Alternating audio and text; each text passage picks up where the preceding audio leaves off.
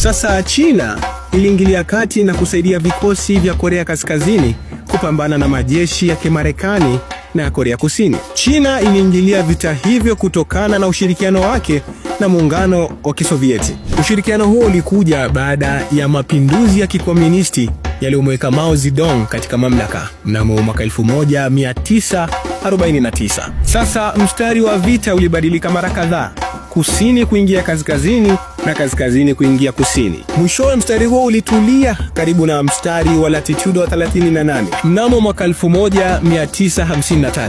Muda mfupi tu baada ya kifo cha kiongozi wa muungano wa Kisovieti Bwana Joseph Stalin, makubaliano ya amani yalifanyika baina ya Korea Kusini na Korea Kaskazini. Katika mkataba huo, vita hivyo havikuisha bali vilisitishwa tu kwa muda, na maeneo ya mpaka yaliyogawanya mataifa hayo mawili yalikuwa ardhi huru. Sasa ni miaka 75 tangu vita hiyo ya Korea kutokea, lakini bado uhasama unaendelea baina ya mataifa hayo mawili. Hii inasababishwa na tofauti za kiitikadi baina ya Korea Kusini na Korea Kaskazini. Korea Kusini inafurahia ustawi wa kiuchumi na siasa huru chini ya demokrasia huru, huku Korea Kaskazini ikiendelea kudhibitiwa na familia ya Kim Il-sung. Hadi sasa, mpaka huo ulioko karibu na mstari wa latitude wa 38 ni ukumbusho na mabaki ya vita hivyo vya mataifa hayo mawili.